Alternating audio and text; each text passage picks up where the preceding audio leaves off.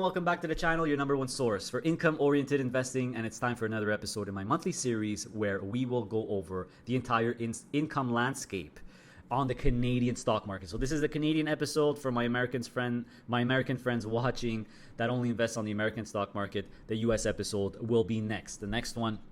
So let's check out how the markets have been doing in the last month. Just for reference, I am filming this on September 2nd. So overall Canadian market, which I'm going to look at the TSX 60 index, has done really well in the last month, up a little over 5%. And even the American stock market's been doing really well. There was a little bit of sharp volatility in early August, but it's since recovered. You could see that here the last month, S&P 500 up over 5.5%. So I think we're expecting the Fed on the US side to start cutting interest rates finally. So, all the market's pretty much waiting for that. That typically helps stocks. I think it's been expected for so long that maybe it won't really have a drastic effect. But either way, lowering interest rates overall usually just props up the whole economy because borrowing is easier.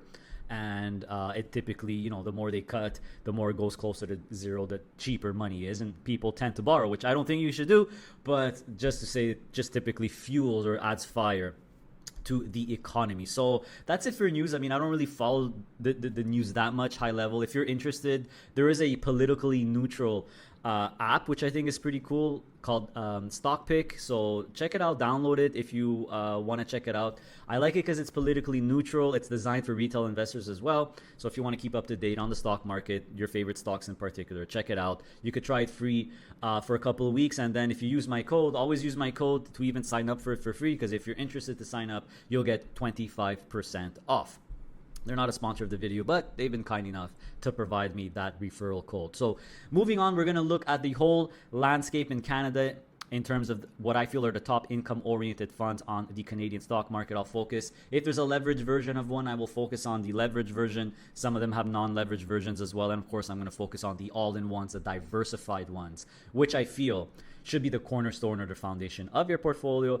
And then at the end, I'll give you my opinion on maybe some sectors that are undervalued right now. Kind of hard to find when the markets are doing really, really well. So I'd like to thank the sponsor of this video, good friend of the channel, Harvest ETFs, which of course have HDIV as their all-in-one equity solution.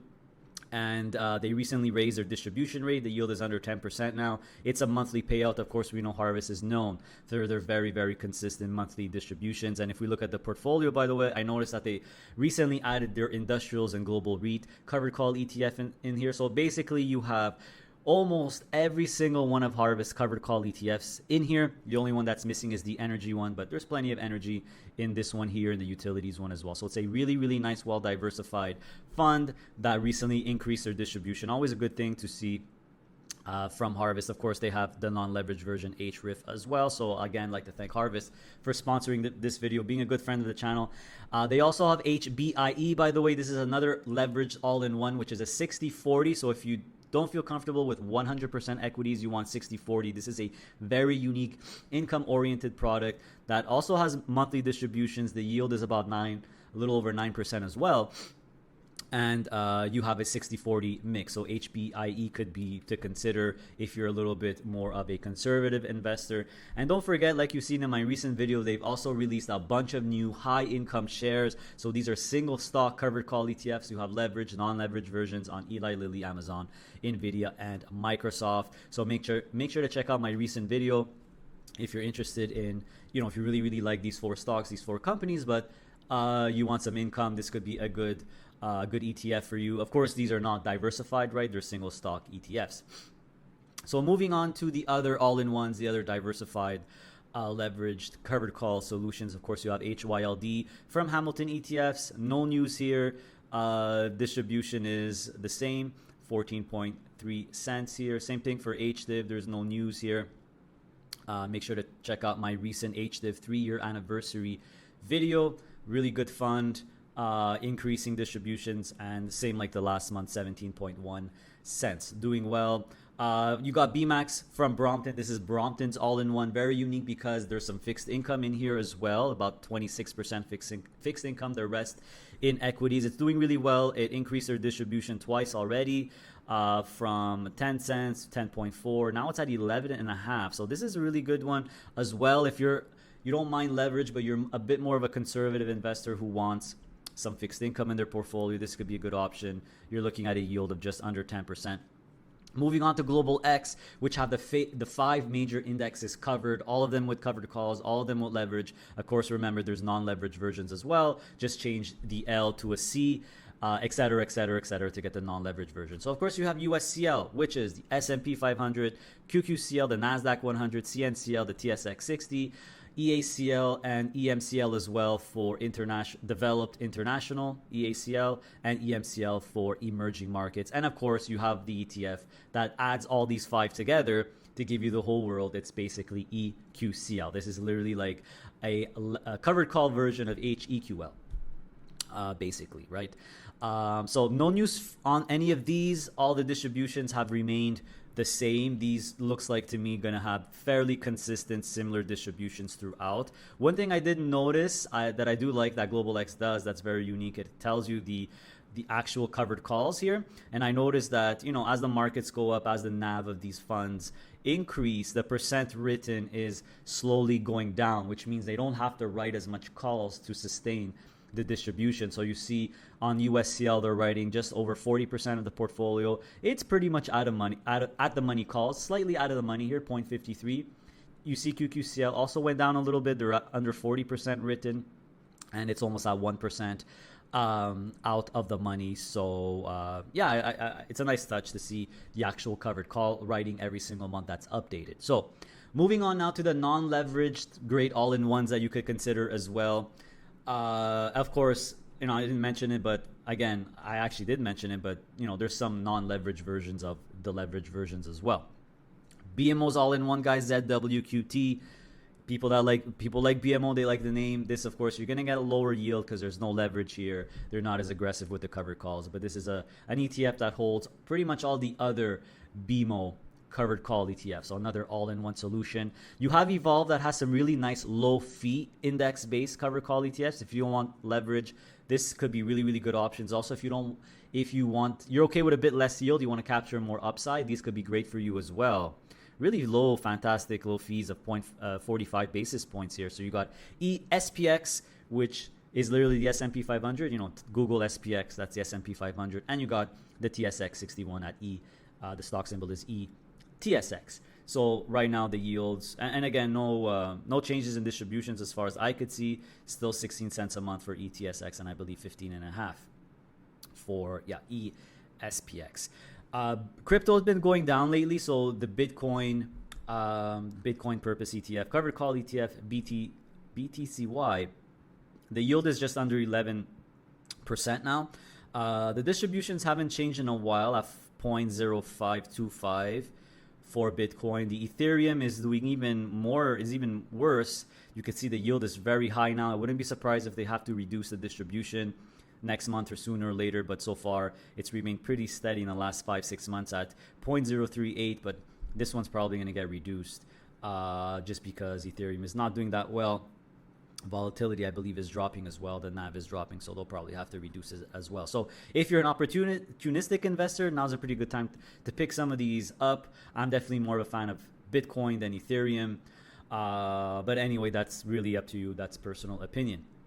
Moving on to closed-end funds and split funds. Of course, you have the king of closed-end funds on the Canadian stock market, Canoe EIT, still trading at a discount. You see that the net asset value is almost $15, and you could pick some up for $14.20. So if you want to, I know that the yield is lower than some of the other ones because they haven't changed their distribution in like forever. It's still 10 cents a month.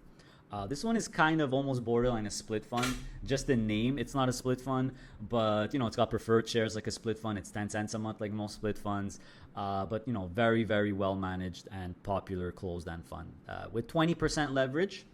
That you can never go wrong with. This for me is more of a growth vehicle because I don't think covered calls is part of that strategy. But it's just a mishmash of concentrated blue chip stocks, mostly value stocks as well. There's not much tech here. It's mostly financials, energy, industrials, consumer, et cetera, et cetera, et cetera. So these are just fantastic stock pickers. So doing well. Always a great time to pick up some EIT, guys. This is the one I consider, where you can't go wrong buying more. In terms of split funds, pretty interesting stuff's been happening. I've been noticing that there's a lot The NAVs are going up faster than the stock prices. This is typically a good sign if you're a split fund investor and you could find deals basically. So you see DGS here, stock price and the net asset value is almost the same. Could be some good time to pick some up. GDV had a nice 5% plus discount, which is very rare. You guys know that GDV is probably my most favorite split share fund because it's the most well diversified. You could pick some up for 10.57 when the unit is actually worth 11.16. So very rare to see GDV at a discount, such a big discount. Great time to pick some up. You get the best global dividend stocks. You get 11.35% yield right now. Even LBS, I haven't seen this trade at a discount for so long. Check it out, guys. It's at a discount. The net asset value, what it's worth is 8.10. You could pick some up for 7.83. It's not a big discount, but still, if you want to get into Canadian financials, you like split funds, LBS could be a good deal here. Very nice 15% plus yield. LCS at a discount. But that's only life insurance companies. NAV is 8.05. You could pick some up for 7.85. PWY, power and infrastructure stocks, still at a big discount. You see the NAV 9.29. You could pick some up at 8.40.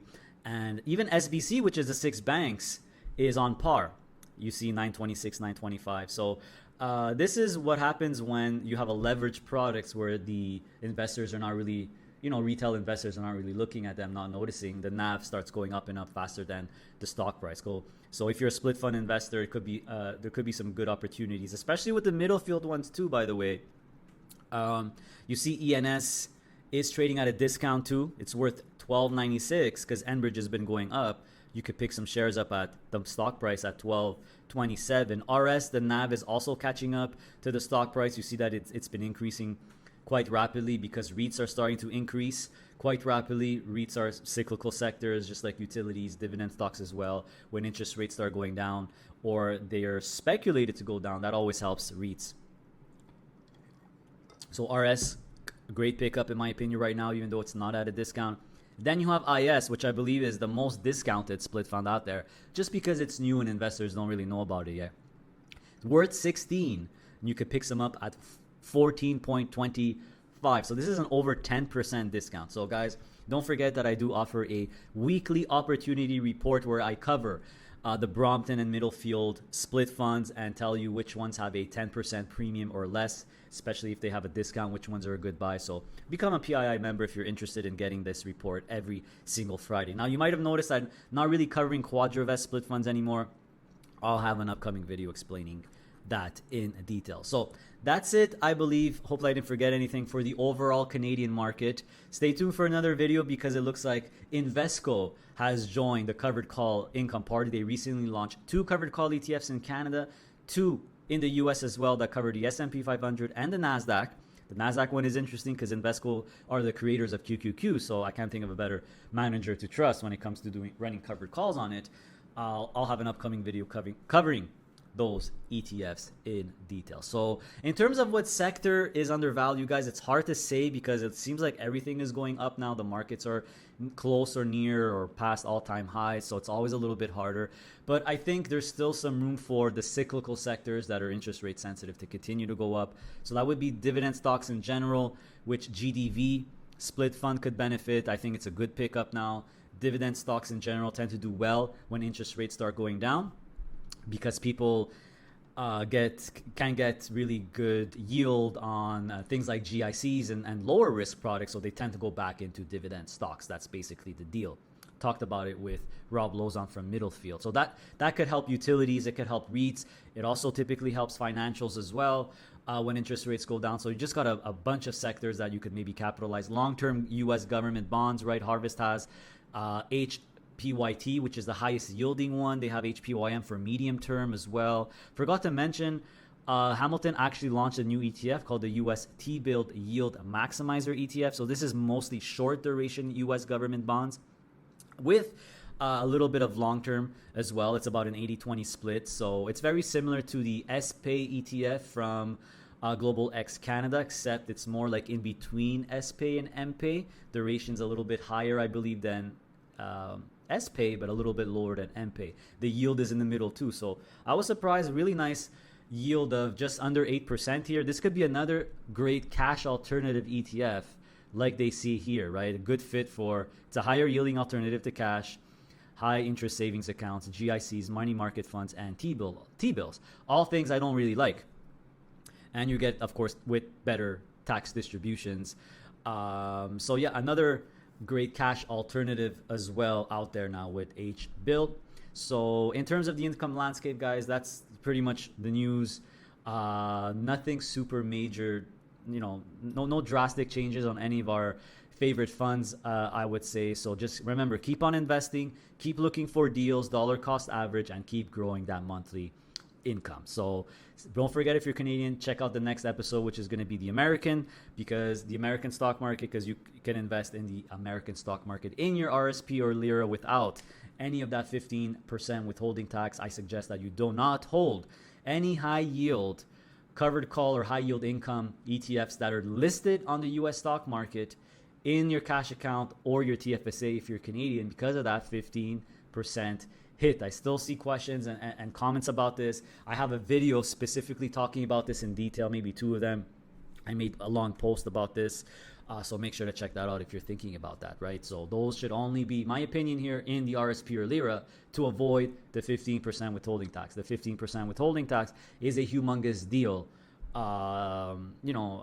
because it just lowers your return, it cuts your dividend, lowers your compounding effect. So it's always more worth going with a similar Canadian listed product, in my opinion, in the TFSA in the cash account. For example, instead of a QDTE or a QQQY or QQQT, the high yield NASDAQ ones, you're better off with QQCL. That's just an example. So hopefully this video was informative. Give me a thumbs up. I would really appreciate it. See you next time. Hey, don't go yet. A few reminders before you leave. Did you know that I launched a YouTube loyalty membership program where for only $3 a month, you could become a PII Inner Circle member, where you will gain access to exclusive content, exclusive videos and live streams, as well as other perks and benefits, including a really cool weekly opportunity report. That's right. If you're interested, just click on the little join button next to the subscribe button to see what it's all about. Also, make sure to follow me on Blossom and download Blossom. It's a social investing app, which is really cool. You could share your portfolio, follow other people's portfolios, including my own. My username is Adrian_PII. So download it with the referral link below. Not only is it free, but you could actually earn cash by taking these really small, quick 1-minute courses. Really awesome. It's a no-brainer. Also, make sure to visit our website, passiveincomeinvesting.ca. That's where you could book a one-on-one private coaching session with yours truly, with myself, where you could ask me all the questions you want. All the information and booking information is on the website. Make sure to check out that video on the homepage there to see how to book a one-on-one properly. Also on my website, you could purchase my digital product, which I'm very proud of, the ultimate DIY investing package. This is a reference tool or a companion tool that will help you build your own portfolio. So it has lists of funds, it has sample portfolios, and it covers both the Canadian and US stock markets. And the good news is you'll only ever have to buy it once, because it comes with free lifetime updates. And my plan is really to update the version every single year. So make sure to pick it up. Also, I have Questrade and PASSIV referral links below. So Questrade is the broker that I personally use, and PASSIV is the broker companion tool or companion or assistant that I use. Really cool program, really cool software. So I have referral links for both of those. Questrade, $50 of free trades. And PASSIV, I have half off for the elite membership. If you're interested in the elite membership, and even if you want to start out with the free membership and upgrade to the elite afterwards, use my referral code so you could still get that 50% off. And don't forget that the elite membership of PASSIV is 100% free if you use Questrade. For social media, we have a very successful and big Facebook group, private Facebook group with over 14,000 members, where we all try to help each other out. So make sure to join that group. Information is below. We also have Instagram, where you could follow us, or more personal stuff when it comes to our life here in Panama. And there's LinkedIn as well. So as usual, everyone, how do I leave you? Continue to stay safe, stay healthy, and of course, stay passive. See you next time.